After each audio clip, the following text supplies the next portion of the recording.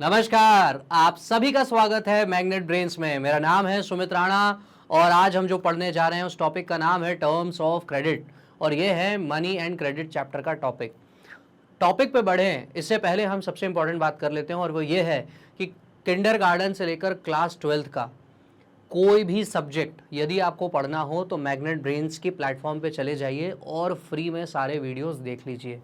जी हाँ, मुफ्त में सारे वीडियोस आपके लिए अवेलेबल है। और सबसे इंपॉर्टेंट बात यह भी है कि सीबीएसई ही नहीं, स्टेट बोर्ड के वीडियोस भी आपको वहां पर मिल जाते हैं।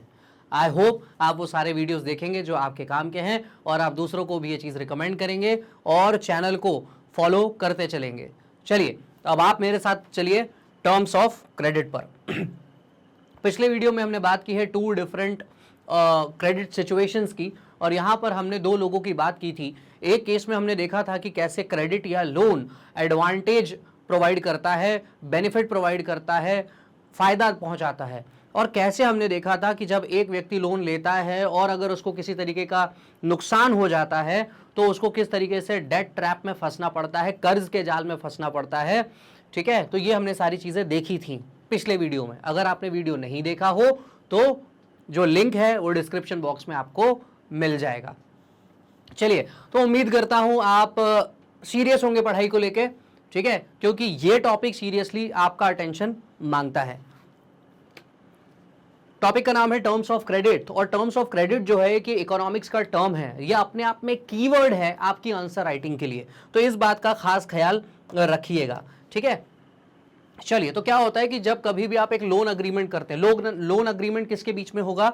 एक लेंडर होगा जो पैसा दे रहा है और एक बोरोवर होगा जो पैसा मांगने गया है। इन दोनों के बीच में क्या होगा? लोन अग्रीमेंट, एक कागजी अग्रीमेंट, कागज पे एक कुछ लिखा जाएगा कि भाई आप मुझे फला तारीख को आप मुझे पैसा दे रहे हो और मैं आने वाली इस तारीख को आपको ये पैसा लौटा दूंगा। ठीक है, क्या ब्याज दूंगा वो भी वहां पर मेंशन होगा, ब्याज या इंटरेस्ट हम कहते हैं। तो लोन अग्रीमेंट क्या करता है? वो इंटरेस्ट रेट का मेंशन करता है। ठीक है, और रीपेमेंट ऑफ द प्रिंसिपल का सिंपल सा मतलब होता है कि देखो लेंडर ने क्या किया है, बोरोवर को पैसा दिया, तो जो पैसा दिया ना उसको हम प्रिंसिपल अमाउंट कहते हैं। क्या कहते हैं? Principal amount. और जब बोरोवर लेंडर को पैसा लौटाएगा तो वो क्या करेगा? ये प्रिंसिपल अमाउंट देगा। मतलब मान लीजिए 100 रुपए लिए बोरोवर ने, ठीक है, बोरोवर ने 100 रुपए लिए, तो ये 100 रुपए क्या कहलाएगा? Principal amount. प्लस जो इंटरेस्ट की बात हुई है, जो इंटरेस्ट या ब्याज की बात हुई है लोन अग्रीमेंट में, वो बोरोवर लेंडर को देगा।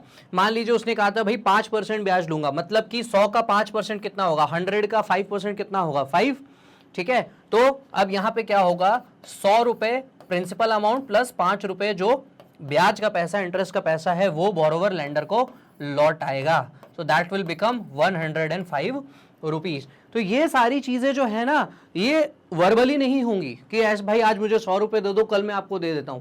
ठीक है, ऐसा नहीं होगा। ये प्रॉपर लिखित में हो, लिखा हुआ होगा, लिखित में होगा, रिटन होगा। इसके अलावा तो एक तो हो गया कि लोन अग्रीमेंट हो गया, ठीक है, मतलब कागज पे बात लिख दी गई।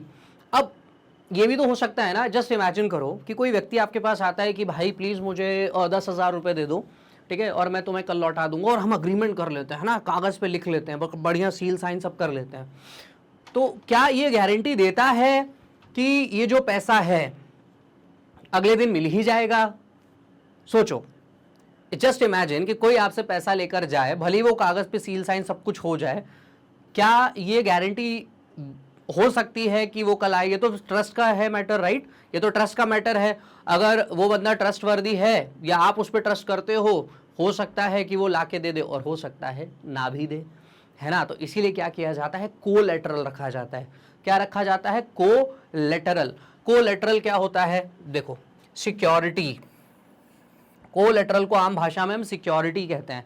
ठीक है, सिक्योरिटी रखी जाती है, मतलब कि लेंडर और बोरोवर के बीच में जब कोई अग्रीमेंट हो रहा है तो साथ में कोलैटरल भी रखा जाएगा। क्या रखा जाएगा? कोलैटरल, सिक्योरिटी भी रखी जाएगी। लेट्स से मान लीजिए मुझे आपसे उधार लेना है, तो मैं क्या करूंगा कि भाई प्लीज मुझे 10,000 रुपए दे दो और बदले में मेरा ये आईफोन तुम रख लो। ठीक है, कल मैं आऊंगा, 10,000 रुपए भी दूंगा, प्लस ऊपर से 100 रुपए एक्स्ट्रा दे दूंगा, ब्याज समझ लो उसको, और फिर मैं अपना आईफोन तुमसे लेकर वापस चला जाऊंगा। तो ये किस बात की सिक्योरिटी है भाई? आईफोन जो है मान लीजिए 60,000 या 80,000 या 1 लाख का हो सकता है, तो ऑब्वियसली मैं इतना बेवकूफ़ तो हूँ नहीं कि 10-15-10,000 रुपये के लिए अपना आईफोन आपको देके चला जाऊँ। तो इसका मतलब ये सिक्योरिटी रहेगी कि हाँ, ये कल अपना आईफोन लेने आएगा तो मेरा पैसा देके चला जाएगा। So that is what collateral is all about. ठीक है, आई होप आपको ये बात क्लियर हो गई होगी। चलिए, तो कोलेटरल क्या होता है? कोलेटरल की डेफिनेशन एग्जाम में पूछी जाती है। ठीक है, collateral, what is a collateral, ये आपसे पूछा जा सकता है। तो ये डेफिनेशन है कोलेटरल, स्पेलिंग याद रखिएगा, डबल एल बीच में आएगा। Collateral is an asset. क्या है? एसेट है दैट द बोरोवर ओन्स, मतलब जो उधार मांग रहा है, जो कर्ज मांग रहा है, उसके पास एसेट होता है। सच एज लैंड, जमीन, building, vehicle, live stock. Live stock का मतलब है मवेशी, है ना, जैसे कि भेड़, बकरी, गाय, भैंस। Deposits with the banks and uses this as a guarantee to the lender until the loan is repaid. तो कहने का मतलब क्या है? फिर से वो सिनारियो में बनाता हूं यहां पे कि लेंडर है और बोरोवर है। लेंडर से ये पैसा मांगने गया है, तो लेंडर ने इसको मान लीजिए 1 लाख रुपए दिए। तो 1 लाख रुपए दिए तो किस बिना पे पैसा देगा? बोरोवर जो है ये इसके साथ एक लैंड एग्रीमेंट करेगा, साथ में कोलैटरल रखेगा। और ये कोलैटरल क्या हो सकता है? उसकी जमीन के कागज हो सकते हैं, उसके घर के कागज हो सकते हैं, उसकी गाड़ी हो सकती है या गाड़ी का कागज हो सकता है ना, उसके मवेशी हो सकते हैं कि भाई मेरी 4 भैंसे ले लो और मुझे इतना पैसा दे दो। मतलब डिपेंड करता है कि आप कहाँ पे लोन दे रहे हो। मान लीजिए अगर ग्रामीण क्षेत्र है, कोई गांव का एरिया है, तो वहां पर इस तरीके का ट्रांजेक्शन आपको देखने के लिए मिलेगा। ये भी हो सकता है कि deposits with the bank, let's say कि आपने कोई शेयर खरीदा हो आपने कोई बॉन्ड खरीदा हो बैंक में, हो सकता है गहने हो आपके, ज्वेलरी, है ना, ज्वेलरी भी तो हो सकती है। तो you can give something which is called an asset. ठीक है, एसेट का मतलब होता है which has some value, not some value, और गुड वैल्यू। ठीक है, और फाइनली वो कोलेटरल का इस्तेमाल क्यों करता है? ताकि लेंडर उसको पैसा दे। और ये कोलेटरल लेंडर के पास कब तक रहेगा? जब तक कि ये बोरोवर पैसा इसको लौटा ना दे विद इंटरेस्ट। तो प्रिंसिपल अमाउंट प्लस इंटरेस्ट जब तक ना लौटा दे, तब तक कोलेटरल जो है लेंडर के पास रहता है। ठीक है, और मान लो अगर इसने नहीं लौटाया, मान लो 1 लाख रुपए का इसने लोन लिया और बात हुई थी कि भाई आप मुझे अगले साल एक पर्टिकुलर तारीख को दे दोगे, तो और मान लीजिए बोरोवर ने नहीं दिया, तो अब लेंडर के पास ये ताकत होती है, लेंडर के पास जो है ये कानूनी रूप से ये ताकत होती है कि ये क्या करेगा? अगर मान लीजिए लेट्स इसका पास घर का पेपर गिरवी रखा था, तो क्या करेगा ये लेंडर? चाहे तो उसका घर बेच के पूरा पैसा अपना वसूल सकता है, ज़्यादा भी वसूल सकता है, उसमें कोई डिमांड, कोई डाउट नहीं है। पॉइंट क्या है कि lender has the right to sell the asset of the borrower. ठीक है, नेक्स्ट चलिए, तो नेक्स्ट क्या है? Property such as land titles, deposits with the bank, live stocks are सब common example of the collateral used for borrowing. तो वो वही चीज़ लिख रहा है कि जो मैंने यहाँ पर आपको एक्सप्लेन किया है कि कौन कौन सी चीज़ें हैं जो बोरोइंग के लिए यूज़ होती है। तो देखिए तमाम तरीके की चीज़ें हैं जो आप यूज़ कर सकते हैं। जैसे मैंने एग्जाम्पल की शुरुआत ही आईफोन से की, है ना। अब यहाँ कहीं आईफोन नहीं लिखा है, इसका मतलब ये नहीं कि आईफोन नहीं रख सकते हो, मोबाइल फ़ोन नहीं दे सकते हो, कोई गैजेट नहीं दे सकते हो। कोई भी ऐसी चीज़ जिसका मार्केट में एक अच्छा खासा वैल्यू होता है, वो एक एसेट की तरह यूज़ हो सकता है फॉर बोरोविंग दी लोन। ठीक है, चलिए अब एक एग्जाम्पल देख लेते हैं। हाउस लोन का एग्जाम्पल है। तो एक व्यक्ति है, व्यक्ति कौन है? एक लड़की है मेघा, है ना, एक महिला है मेघा। उसको जो है हाउस लोन चाहिए, मतलब घर के लिए लोन चाहिए। देखो ये उसका सुंदर सा घर है, उसको इस घर के लिए लोन चाहिए था। तो मेघा क्या करती है? 5 लाख का लोन लेती है। किससे? बैंक से लेती है। किससे लेती है? बैंक से लेती है घर खरीदने के लिए। अब मेघा को क्या करना है? तो देखो ये सब लिखा है वो हमें पढ़ना है। The annual interest rate on the loan is 12%। ठीक है, तो बैंक ने जो उसको 5 लाख रुपए दिए, उसने ये कहा है बैंक ने कि देख 5 लाख तो हम तुझे प्रिंसिपल अमाउंट दे रहे हैं जो as I told you, and you will be paying us some interest. तो इंटरेस्ट कितना बोला गया है? बोला गया है 12% एनुअली। एनुअली का मतलब क्या होता है? साल में, है ना, पर ईयर, हर साल। एनुअली का मतलब होता है per year. Is to be repaid in 10 years in monthly instalments. आपको जो है लोन कब कैसे चुकाना है? पूरे 10 साल में। मतलब टाइम पीरियड कितना दिया है उसको? टाइम पीरियड दिया है टोटल 10 साल का। तुझे बेटा 10 साल के अंदर ये लोन चुकाना है और हर महीने थोड़ा थोड़ा पैसा देना है। Megha had to submit to the bank documents showing her employment records. अब प्रूफ चाहिए ना कि पैसा कहाँ से देगी। मेघा ने 5 लाख रुपए का लोन लिया, करेक्ट, वो इंटरेस्ट देगी, गुड, कितने साल में देगी, 10 साल में, कैसे देगी, हर महीने, दैट्स ओके, बट ये पैसा लाएगी कहाँ से। तो मेघा को ये प्रूफ देना पड़ेगा कि भाई मैं नौकरी करती हूं और मुझे एक सैलरी मिलती है, तनख्वाह मिलती है, इसी तनख्वाह में से मैं तो आपको जो है लोन दूंगी। आपने नोटिस किया होगा कई लोग ईएमआई की बात करते हैं, ईएमआई, है ना। ये ईएमआई क्या होती है कि आप भाई टुकड़ों में थोड़ा थोड़ा पैसा आप उसको लौटा रहे होते हो। Now next, the bank retained as collateral the papers of the new house. अब क्या है, जिस नए घर को खरीदा है उसने लोन लेकर, उसी घर के कागज बैंक ने रख लिए हैं। देखो एक बात, सिंपल सी बात समझ लो, लेट से आप किसी घर में रहते हो, अब उस घर के कागज अगर आपके नाम पर नहीं है तो भले ही आप उस घर में रहते हो, अगर आप कानून के पास जाओगे तो आप अगर कागज लेकर नहीं जाओगे तो कानून ये बिल्कुल नहीं मानेगा कि आप उस घर के मालिक हो। इस बात को दिमाग में बैठा लेना, बिकॉज कोर्ट ऑफ लॉ में पेपर वर्क इंपॉर्टेंट होता है। तो इसीलिए बैंक ने क्या किया, कागज अपने पास रख लिया। अब कागज अपने पास रख लिया मतलब अगर कल को मेघा पैसा नहीं दी तो क्या होगा, बैंक क्या करेगा, उस घर को नीलाम कर देगा, ऑक्शन कर देगा और वो पैसा एक अपना वापस निकाल लेगा। Which will be returned to Megha only when she repays the entire loan with interest। तो मतलब जब मेघा जो है 5 लाख रुपए प्लस ये जो 12% पर एनएम के हिसाब से जो इंटरेस्ट रेट है वो सारा लौटा देगी, भले वो 10 में लौटाए या उसके पहले लौटा दे, उससे फर्क नहीं पड़ता, ठीक है, तब जाके ये कागज बैंक जो है मेघा को वापस दे देगा। तो ये कहानी यहाँ पर है, ठीक है। तो अब क्या करना है आपको, आपकी बुक का ही क्वेश्चन है, आपको बस यहाँ पर ये देखना है कि ये सारी चीज़ों को फिल करना है। पहला क्या है, लोन का अमाउंट क्या है। लोन का अमाउंट है, अगर रुपीस की बात करें, 5 लाख रुपए। कितना है, 5 लाख रुपए। Duration of loan, if you remember अभी हमने पढ़ा 10 साल के लिए लोन लिया हुआ है मेघा ने। डॉक्यूमेंट्स रिक्वायर्ड, उसके घर के पेपर्स, है ना, पेपर्स ऑफ हाउस, कौन से वाले, जो अभी नया खरीदा है, ठीक है। सो डॉक्यूमेंट्स या papers of new house. Next, interest rate कितना है, 12%, ठीक है, per annum. Mode of repayment क्या है, पर मंथ आपको देना है, ठीक है, पर मंथ आपको देना है। कोलेटरल क्या रखा हुआ है, कोलेटरल क्या है, सॉरी कोलेटरल तो क्या है भाई, घर के कागज है, ठीक है, ये यहां आएगा, ठीक है। डॉक्यूमेंट्स क्या यहां पर लगेंगे, डॉक्यूमेंट्स लगेंगे आपके, एक मिनट रुकिएगा, यहां पे डॉक्यूमेंट्स क्या लगेंगे, अग्रीमेंट, यहां लिखाएगा एक agreement. I am sorry for this, देखो फिर से देख लेते हैं फटाफट। लोन अमाउंट कितना है, 5 लाख रुपए का। ड्यूरेशन ऑफ लोन कितना है, 10 साल का। डॉक्यूमेंट्स क्या क्या रिक्वायर्ड हैं, एक तो अग्रीमेंट लगेगा, ठीक है, अग्रीमेंट के साथ साथ और क्या लगेगा, जो उसकी सैलरी स्लिप है या जो उसका एम्प्लॉयमेंट प्रूफ है कि हाँ मैं नौकरी करती हूँ, ठीक है, सैलरी स्लिप हो गया, एम्प्लॉयमेंट प्रूफ कह लीजिए, वो लगेगा यहाँ पर, ठीक है, कि भैया मैं नौकरी करती हूँ और मैं तुम्हारा पैसा दे दूंगा। इंटरेस्ट रेट क्या है, एक बार फिर से कंफर्म कर लेते हैं, 12% per annum.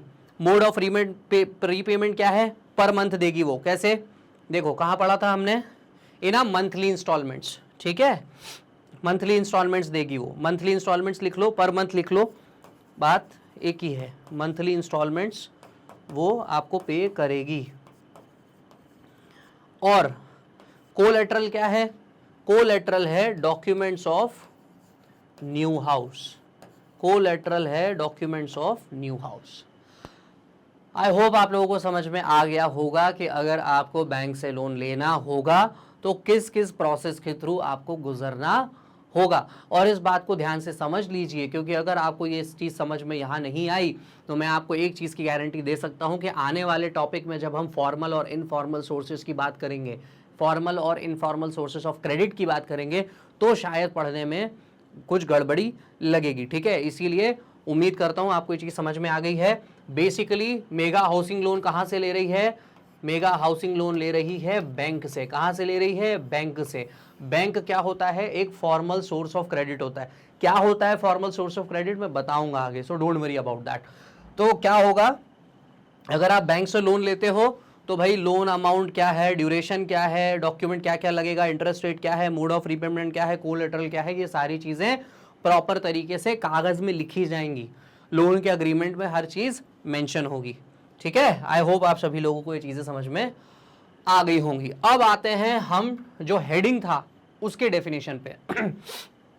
Interest rate, collateral, documentation requirement and the mode of repayment together comprises what is called terms of credit. तो अगर आप टर्म्स ऑफ क्रेडिट की डेफिनेशन को देखते हो, टर्म्स ऑफ क्रेडिट की डेफिनेशन को देखते हो, तो आपको क्या चाहिए, documentation requirement, collateral, interest rate and mode of repayment. ठीक है, DCIM। ठीक है, DCIM if you can remember, वो जो फोटोग्राफ आप अपनी फोटो खींच के रखते हो ना, तो एक फाइल का नाम बन के आ जाता है ऑटोमेटिक, DCIM। आप चाहें तो उससे भी याद रख सकते हैं, हालांकि मैं ये सब प्रेफर नहीं करूंगा कि आपको ट्रिक व्रिक बनाएं इन सब चीज़ों के लिए। सीधी सीधी बात है भाई, इंटरेस्ट रेट। ठीक है, क्या इंटरेस्ट रेट, क्योंकि आप फ्री में तो कोई आपको लोन दे नहीं रहा है, तो इंटरेस्ट लेगा ही लेगा। फिर क्या भरोसा करे आप पे, कैसे भरोसा करे, तो आपको कोलेटरल देगा। डॉक्यूमेंटेशन रिक्वायरमेंट की, आप किस बेसिस पे पैसा उसको लौटाओगे, वो भी ज़रूरत है। और मोड ऑफ रीपेमेंट, कैसे लौटाओगे, महीने में दोगे, साल में इकट्ठा दे दोगे, कैसे पैसा दोगे, वो सारी चीज़ों को जब आप मिलाते हो, that is called terms of credit.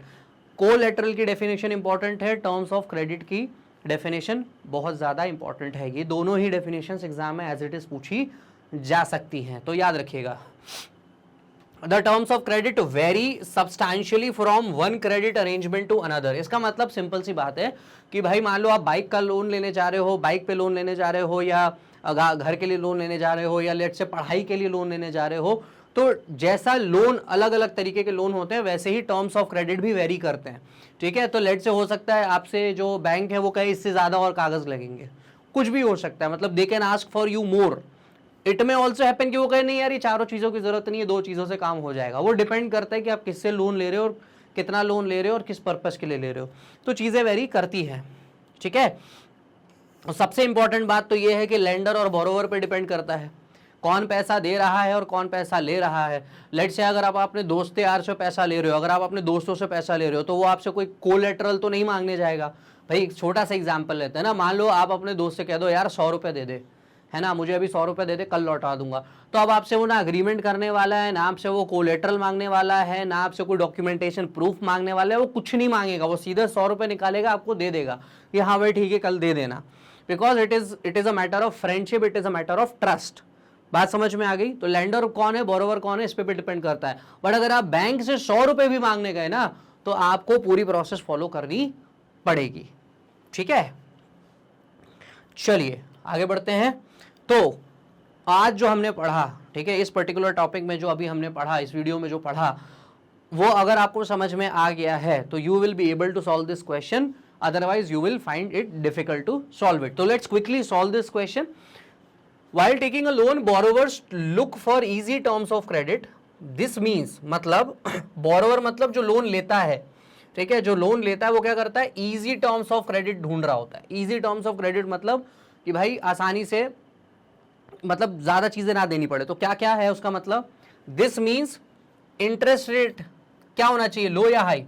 भाई मान लो अगर आपको कर्जा लेना है तो आप इंटरेस्ट रेट ज़्यादा देना चाहोगे या कम देना चाहोगे? सेंसिबल बात तो यही है ना कि आप कम देना चाहोगे, तो answer will be low here. ठीक है, low interest rate dash easy tough conditions for repayment. Obviously easy conditions, भाई मान लो अगर मैं 3 महीने में नहीं दे पाया तो मुझे 6 महीने का और टाइम मिल जाएगा। डैश कोलेटरल, लेस कोलेटरल या मोर कोलेटरल? Obviously less collateral. भाई मुझे हर पूरी गहने और घर के कागज और मेरा गैजेट और हर चीज़ मुझे गिरवी नहीं रखनी है, मैं एक आध चीज़ को दे दूंगा और काम हो जाना चाहिए। And documentation requirement. ठीक है, तो इंटरेस्ट रेट, अब देखो समझना ध्यान से, बहुत ध्यान से सुनिएगा। जो कर्जा दे रहा है वो तो डेफिनेटली एक्सपेक्ट करेगा कि आप उसको ज़्यादा इंटरेस्ट पे करो, आप ज़्यादा कोलेटरल्स उसके पास रख के जाओ, क्योंकि क्या भरोसा है ना। और सबसे इंपॉर्टेंट बात क्या है कि वो जितनी ज़्यादा हो सके उतनी टर्म कंडीशन लगाने की कोशिश करेगा ताकि आप पे वो कंट्रोल अपना जमाए रखे। ये लैंडर है, लेकिन जो कर्जा ले रहा है वो क्या चाहेगा कि भाई मुझे पैसा कम देना पड़े, जो प्रिंसिपल अमाउंट है वो दे दूं और थोड़ा बहुत इंटरेस्ट दे दूं, ज्यादा दुनिया भर के कागज ना जमा करने पड़े, ठीक है, और आराम से मैं सहूलियत से रिलैक्स होकर पैसा वापस लौटा सकूं। ये बोरोवर की थॉट प्रोसेस होगी, ठीक है। तो ये जो वर्ड है ना, ये जो वर्ड है ये इंपॉर्टेंट रोल प्ले कर गया है यहाँ पे, ठीक है। लेट्स से यहाँ पे लेंडर की कहानी पूछी गई होती तो ये चीजें शायद बदल जाती, ठीक है, ये चीजें बदल जाती।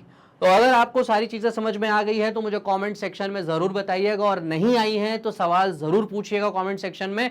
एक चीज का वादा मैं आपसे करता हूं कि मैं आपके हर सवाल का जवाब दूंगा। और अगले टॉपिक में हम पढ़ने जा रहे हैं, अगले वीडियो में हम पढ़ने जा रहे हैं formal sector credit in India. अभी हमने क्या पढ़ा, लोन के बारे में। अब हम पढ़ेंगे कि लोन दो तरीके से लिए जा सकते हैं, जो कि मैंने एक हिंट कर दिया है ऑलरेडी, फॉर्मल और इनफॉर्मल तरीके से। हम पूरा अगला वीडियो फोकस करेंगे formal sector credit in India पर। और अब हम आते हैं उस पॉइंट पर जहां से हमने बात शुरू की थी आज की। हमने बात ये की थी कि भाई अगर आपको किंडरगार्टन से लेकर क्लास 12 का कोई भी वीडियो देखना है तो आप मैग्नेट ब्रेन्स की वेबसाइट पे जा सकते हैं, एप्लीकेशन पे जा सकते हैं, या उसके यूट्यूब चैनल पे जा सकते हैं। अगर आपको नोट्स डाउनलोड करने हैं तो या आप एप्लीकेशन या वेबसाइट पे जा सकते हैं, ठीक है। और अगर आपको रेगुलर अपडेट्स चाहिए कि मैग्नेट ब्रेन्स पे कौन से टीचर का कौन सा वीडियो अपलोड हो रहा है, या कौन सा टीचर आपको लाइव पढ़ाने जा रहा है, इंटरेस्टिंग क्वेश्चन सॉल्व करवाने जा रहा है, सैंपल पेपर सॉल्व करवा रहा है, या आपको कोई एग्जाम के ट्रिक बता रहा है, या आपको कुछ मोटिवेट करने के लिए कुछ लेकर आया है, तो आपको करना यह है कि किसी भी सोशल मीडिया हैंडल या सारे सोशल मीडिया हैंडल पर जाकर आप मैग्नेट ब्रेन्स प्लेटफॉर्म को सब्सक्राइब कर लीजिए, साथ ही साथ अपने दोस्तों से शेयर भी कर लीजिए। आई होप आप जरूर करेंगे। Thank you so much.